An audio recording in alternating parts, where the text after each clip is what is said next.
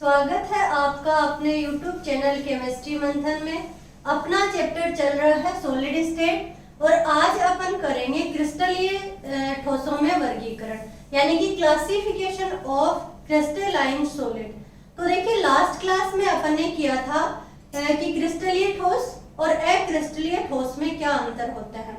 तो जो crystalline solid जो होते हैं उनको ज्यामिति के आधार पे देखा था कि उनकी क्रिस्टलीय ठोसों की ज्यामिति निश्चित होती है, अक्रिस्टलीय ठोसों की ज्यामिति अनिश्चित होती है। उनमें क्रिस्टलीय ठोसों में विसमदेशिकता पाई जाती है जबकि अक्रिस्टलीय ठोसों में समदेशिकता पाई जाती है। क्रिस्टलाइन जो सॉलिड होते हैं उनके जो अपने कर्व खींचे थे वो असतत आए थे, जबकि जो अक्रिस्टलीय सॉलिड थे उनके सतत वक्र आए थे।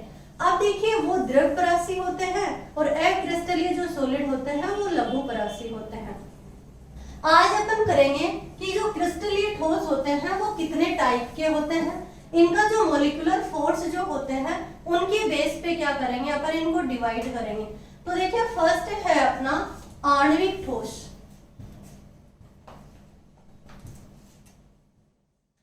आणविक ठोस, और ये जो आणविक ठोस होता है ये देखिए किस तरीके का होता है। इसमें सबसे पहले अपन देखेंगे कि जो अवयवी कण होता है, अब मैंने लास्ट क्लास में बताया कि अवयवी कण क्या होते हैं, या तो आयन हो सकते हैं, परमाणु हो सकते हैं और अणु हो सकते हैं।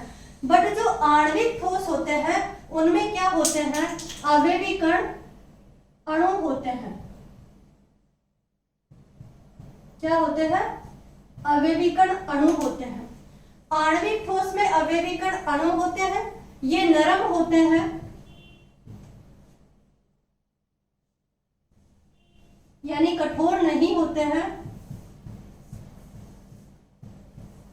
और दूसरे विद्युत के क्या होते हैं, कुचालक होते हैं, विद्युत के कुचालक होते हैं। अब देखिए जो आणविक ठोस होते हैं उनको तीन टाइप में डिवाइड किया गया है। आणविक जो ठोस होंगे उनको तीन भागों में डिवाइड किया गया है। ये कौन कौन से हैं, फर्स्ट अपन देखते हैं ध्रुवीय, यानी बात करूं ये होते हैं पोलर, और ये होते हैं अध्रुवीय, नॉन पोलर, और ये होते हैं थर्ड की बात करूं तो H बॉन्डेड या फिर हाइड्रोजन बंधित। तो देखिए जो ध्रुवीय होते हैं अध्रुवीय होते हैं। अब इनका क्या पता चलेगा ध्रुवीय अध्रुवीय, देखिए 11th क्लास में आपने पढ़ा है कि जो डाइपोल मोमेंट किसका जीरो होता है, किसका जीरो नहीं होता। तो जिनका डाइपोल मोमेंट जीरो होगा वो क्या होता है, नॉन पोलर, और जिनमें कुछ ना कुछ डाइपोल मोमेंट होते हैं वो होता है पोलर। तो देखिए अगर बात करें ध्रुवीय अणुओं की तो ये सबसे पहले तो एग्जाम्पल से अपन समझते हैं कि जैसे बात करें HCl या फिर SO2, तो आपको समझ में आ रहा है कि HCl जो होते हैं इनके बीच में क्या होगा कि इलेक्ट्रोनेगेटिविटी इन दोनों की अलग अलग होगी। और ये क्या है, इनमें भी इलेक्ट्रोनेगेटिविटी अलग है बट इनमें क्या होता है, कुछ ना कुछ डाइपोल मोमेंट होता है। तो अगर ध्रुवीय जो होंगे वो क्या होगा कि दो परमाणु जिनके अंदर इलेक्ट्रोनेगेटिविटी अलग अलग होती है और उनके मॉलिक्यूलर फोर्स जो होते हैं वो क्या होते हैं, आणविक फोर्स होने अणु होंगे, और वो क्या होते हैं, विद्युत के कुचालक होते हैं। इस तरीके के जो अणु होते हैं उनको ध्रुवीय ठोस कहा जाता है। जबकि अध्रुवीय जो ठोस होते हैं, ये अध्रुवीय ठोस देखिए क्या होते हैं, जैसे मैं बात करूं I2, H2, Cl2, इस तरीके के जितने भी अध्रुवीय जो कण होते हैं वो क्या होते हैं, जैसे डाई एटॉमिक, होमोडाई एटॉमिक मॉलिक्यूल जितने भी होते हैं। बात करें CH4, तो CH4 भी क्या होता है, अध्रुवीय, CCl4 भी क्या होता है, अध्रुवीय। और जो ये अध्रुवीय जो ठोस होते हैं इनके अंदर जो बल लगता है वो लगता है वांडरवाल बल। क्या लगता है, वांडरवाल्स बल या वांडरवाल फोर्स जो लगता है इनके अंदर लगता है। तो जो वांडरवाल बल होता है, वांडरवाल बल जो होता है ये क्या होता है, एक वीक फोर्स होता है। वीक फोर्स होने के कारण ये क्या होते हैं, आसानी से टूट जाते हैं। इनके अंदर कोई भी क्या नहीं होता, ध्रुव नहीं बनता, कोई भी पोल नहीं बनता, इसलिए आसानी से टूट जाते हैं। वीक बॉन्ड से क्या होते हैं, बंधे हुए होते हैं। अब ये देखिए हाइड्रोजन बॉन्डेड, तो हाइड्रोजन बॉन्डेड क्या होता है, एग्जाम्पल HF और H2O, या बात करूं अमोनिया में भी हाइड्रोजन बॉन्ड होता है। तो इनकी बात करें तो देखिए क्या होता है, HF, H2 और NH3 हाइड्रोजन बॉन्ड से बंधे हुए रहते हैं। इन सब में क्या पाया जाता है, हाइड्रोजन बॉन्ड पाया जाता है। अब ये हाइड्रोजन बॉन्ड क्या होता है, तो जो दो मोर इलेक्ट्रोनेगेटिव एटम के बीच में हाइड्रोजन परमाणु के आ जाने से एक वीक इलेक्ट्रोस्टैटिक फोर्स लगता है, जिसको हाइड्रोजन बॉन्ड कहते हैं। हाइड्रोजन बॉन्ड पे भी सेपरेट वीडियो बनाया हुआ है, आप देख सकते हैं जाके। तो हाइड्रोजन बॉन्ड होने के कारण इनके अंदर देखिए क्या होगा कि वही गुण तो सारे के सारे क्या होंगे, ये आणविक ठोस वाले होंगे कि अवयवी कण तो अणु ही होते हैं, नरम होंगे, विद्युत के कुचालक होंगे। बट सिर्फ डिफरेंस होगा इन तीनों में कि जो ध्रुवीय क्या होंगे, अध्रुवीय क्या होंगे, और हाइड्रोजन बॉन्डेड वाले जो अणु होंगे वो क्या होंगे। तो ये मैंने आपको एग्जांपल से समझा दिया है तीनों को। अब देखिए और जो क्रिस्टलीय सॉलिड होते हैं वो क्या होते हैं, तो वो देखिए अपना दूसरा जो टाइप है वो है सहसंयोजक। कौन सा अणु ठोस होगा, सहसंयोजक ठोस। तो बात करूं कि टू टाइप का दूसरा जो टाइप है वो होता है सहसंयोजक ठोस। तो सहसंयोजक ठोस क्या होते हैं, जिनके अंदर अवयवी कण परमाणु हो और जो क्या बंधे हुए हो, सहसंयोजक बॉन्ड से बंधे हुए हो। तो सहसंयोजक जो ठोस होते हैं उनमें जो अवयवी कण होंगे, जो अवयवी कण होते हैं ये क्या होते हैं, परमाणु, ठीक है। और जो अवयवी कण परमाणु होंगे वो कौन से बॉन्ड से बंधे हुए होंगे, सहसंयोजक से। सहसंयोजक का मतलब होता है एक बॉन्ड ए और बी के मध्य इलेक्ट्रॉन की शेयरिंग होगी और साझा होगा, उसके अंदर पाया जाने वाला जो जो बॉन्ड होगा वो सहसंयोजक बॉन्ड होगा। तो जिन कंपाउंड्स में सहसंयोजक बॉन्ड पाया जाता है वो क्या होते हैं, सहसंयोजक ठोस होते हैं। जैसे कि हीरा है, डायमंड है अपना, या ग्रेफाइट है, ये सब एग्जाम्पल अपन सहसंयोजक ठोस में ले सकते हैं। तो देखिए अगर बात करें सहसंयोजक ठोस की, तो सहसंयोजक ठोस में मैंने एग्जाम्पल क्या बताया आपको, हीरा या फिर ग्रेफाइट। तो जो हीरा और ग्रेफाइट है इन दोनों में भी देखना डिफरेंस होता है। हीरा कठोर होता है जबकि ग्रेफाइट जो होता है ये मुलायम होता है। और दूसरा जो सहसंयोजक जो ठोस होते हैं ये विद्युत के क्या होते हैं, विद्युत के कुचालक होते हैं। बट अगर ग्रेफाइट की बात करें तो ग्रेफाइट अपवाद आता है, एक्सेप्शन आता है, और ये क्या होता है, विद्युत का सुचालक, यानी कि कंडक्टर होता है इलेक्ट्रिसिटी का। ये क्यों होता है, देखिए जो डायमंड होता है, हीरा होता है, इसकी स्ट्रक्चर होती है टेट्राहाइड्रल यानी कि चतुष्फलकीय। तो देखिए ये कैसे होता है, ये कार्बन और ये क्या होते हैं, चार बॉन्ड कार्बन से लगे हुए होते हैं, चारों ही क्या होते हैं, कार्बन बॉन्डेड होते हैं डायमंड में। अब इसमें भी क्या होगा कि ये कार्बन भी क्या होगा, चार से जुड़ा हुआ होगा, इस तरीके से ये भी चार से जुड़ा हुआ होगा, ये भी क्या होगा, चार से जुड़ा होगा। तो जो ये टेट्राहाइड्रल जो शेप होती है इनकी, ये क्या हो जाता है, बिल्कुल स्ट्रॉन्ग बॉन्ड बना लेते हैं, और इसके कारण ये है क्या होता है, कठोर प्रकृति का होता है। हीरा क्या होता है, कठोर होता है, और शेप क्या होती है, टेट्राहाइड्रल होती है, या इनको कहते हैं अपन चतुष्फलकीय होती है। अब देखिए जो विद्युत का सुचालक होती है ग्रेफाइट, इसका कारण क्या है, तो जो ग्रेफाइट होती है, ग्रेफाइट की देखिए स्ट्रक्चर इस तरीके से होती है। तो जो एक कार्बन आपको नजर आ रहा है, ये एक कार्बन कितने कार्बन से जुड़ा हुआ है, वो देखिए, अगर मैं बात करूं एक कार्बन की, तो जो एक कार्बन है ये कितने बॉन्ड से जुड़ा हुआ है, तो 3 बॉन्ड से, ये और ए। कोई भी कार्बन देख सकते हैं आप, किसी भी कार्बन को 3 बॉन्ड से क्या होगा, जुड़ा हुआ होगा, और एक जो इलेक्ट्रॉन होता है ये फ्री इलेक्ट्रॉन होता है, इसको बोला जाता है मुक्त इलेक्ट्रॉन। क्या बोलते हैं, मुक्त इलेक्ट्रॉन। और इसी फ्री या मुक्त इलेक्ट्रॉन के कारण ये जो ग्रेफाइट होता है ये विद्युत का क्या होता है, सुचालक। तो ये बात पूछी जाती है बच्चा कि ग्रेफाइट जो होता है ये विद्युत का सुचालक होता है। क्यों होता है, क्योंकि ग्रेफाइट की जो स्ट्रक्चर होती है, ग्रेफाइट का जो आकार होता है ये परतों में होता है, ये लेयर में होता है। जैसे एक लेयर ये हो गई, एक लेयर यहाँ आएगी, एक लेयर यहाँ आएगी। तो जो लेयर में होगा ये इस तरीके की लेयर बनेगी, षटकोणीय शेप होती है। तो इसमें क्या होगा, 3 बॉन्ड तो बंधे हुए रहते हैं दूसरे कार्बन से, जबकि जो एक इलेक्ट्रॉन होता है ये फ्री होता है, और इसी फ्री इलेक्ट्रॉन के कारण यह विद्युत का क्या होता है, सुचालक होता है। तो ये क्या हुआ, सहसंयोजक ठोस। सहसंयोजक ठोस में अपन ने एग्जांपल लिए हीरे का, सिलिकॉन कार्बाइड भी ले सकते हैं ऐसा इसी। तो ये सारे क्या है, सहसंयोजक ठोस होते हैं। नेक्स्ट बात करें अपन कि इनमें नेक्स्ट होगा आयनिक ठोस। क्या होते हैं, आयनिक ठोस।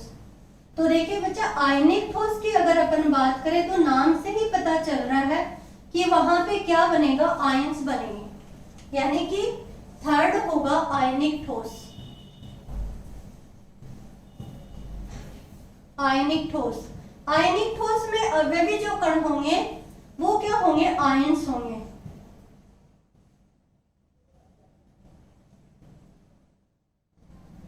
अवयवी कण जो होंगे वो क्या होंगे, आयंस होंगे। तो जब अवयवी कण आयन होंगे तो या तो पॉजिटिव या नेगेटिव इस तरीके के आयंस होंगे। और ये देखिए, जैसे एग्जांपल अपन लेते हैं NaCl। ये जो आयनिक ठोस होते हैं ये कठोर होते हैं। क्या होते हैं, कठोर टाइप के होते हैं, सॉलिड टाइप के होते हैं। दूसरी अगर मैं बात करूं इन आयनिक ठोस की, तो ये जब अगर सॉलिड स्टेट में है तो ये विद्युत के कुचालक होंगे, यानी कि ठोस अवस्था में ये क्या होते हैं, विद्युत के कुचालक होते हैं।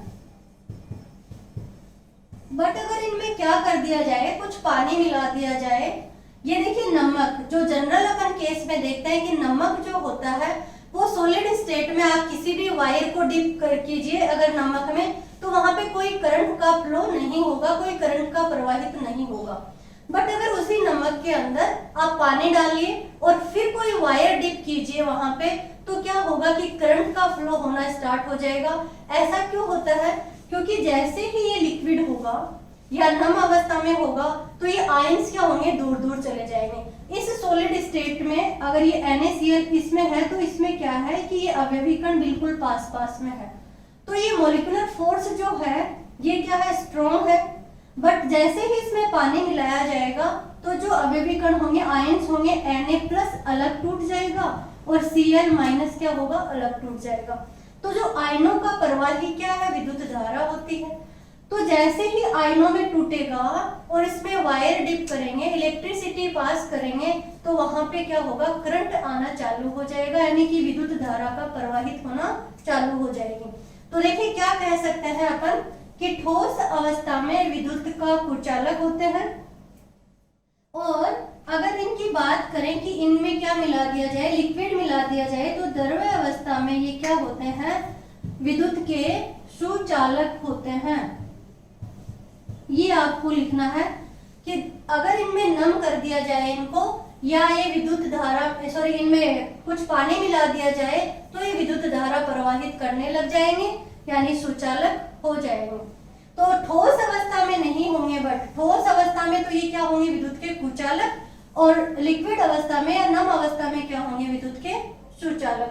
तो देखिए आयनिक ठोस जो होते हैं ये NaCl का एग्जांपल ले सकते हैं। Na2SO4 का एग्जाम्पल ले सकते हैं, कैल्शियम F2 यानी कि CaF2 का एग्जाम्पल अपन ले सकते हैं। ये सारे क्या होंगे, आयनिक ठोस होंगे। अवयवी कण क्या है, इनमें आयंस होते हैं, कठोर टाइप के होते हैं, और दूसरे ये जो होंगे इनकी जो नेचर होती है ये भंगूर नेचर की होता है। ये भंगूर होता है ब्राइटर, जो भंगूर नेचर होंगे, यानी कि अगर मैं बात करूं कि आयंस इस तरीके से है, ये क्या है, परतों के रूप में पाए जाते हैं। बट अगर इस परत को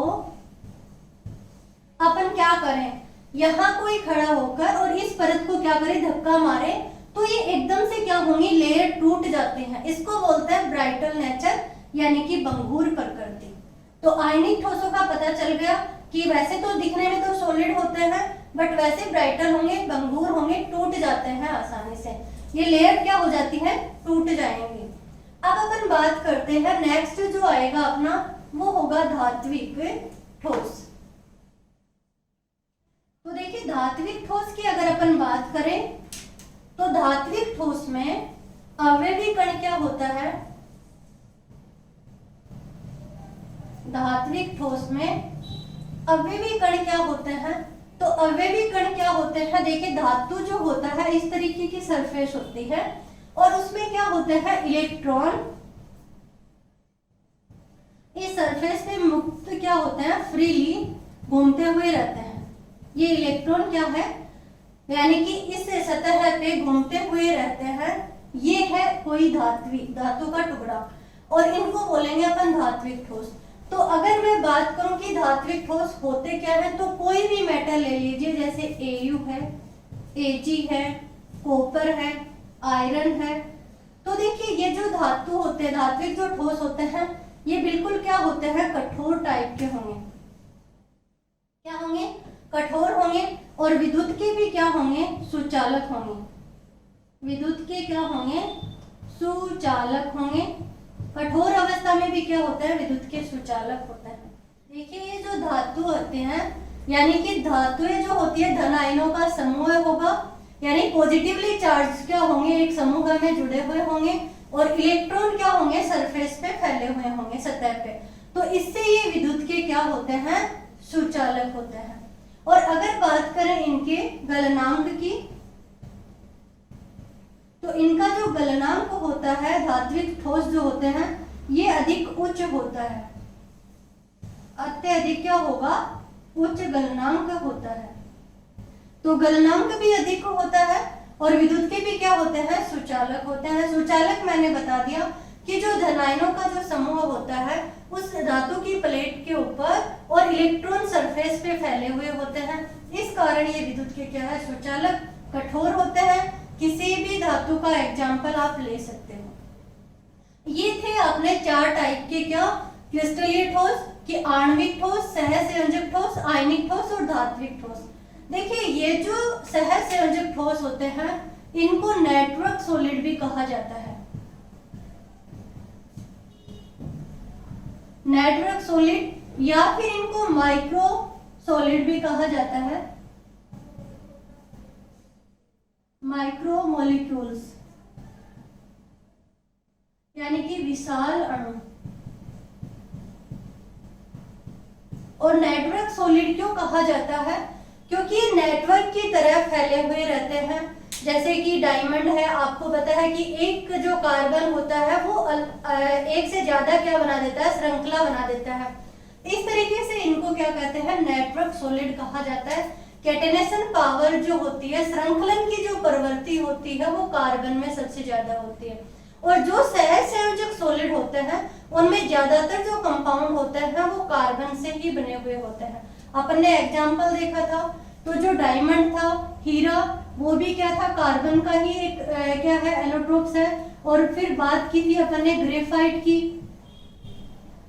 तो ग्रेफाइट भी क्या है अपना, ग्रेफाइट भी क्या है, कार्बन से ही बना हुआ। इस तरीके से जो सहसंयोजक ठोस होते हैं उनको नेटवर्किंग सॉलिड या फिर विशाल अणु, मैक्रो मॉलिक्यूल्स भी कहा जाता है। जबकि आयनिक जो सॉलिड होते हैं, आयनिक ठोस होते हैं, उनमें आयन्स होंगे जैसे Na+ और Cl-, ये क्या करेंगे, ठोस अवस्था के अंदर तो विद्युत के कुचालक होंगे, जबकि गलित अवस्था के अंदर विद्युत के सुचालक होते हैं। अब बात करें धात्विक ठोस के बारे में, मैंने आपको देखो बता दिया है कि कोई भी मेटल होगा, कठोर होगा, विद्युत का सुचालक होगा और गलनांक अत्यधिक हाई होगा। तो ये अपन ने किया है आज क्लासिफिकेशन ऑफ क्रिस्टलाइन सॉलिड।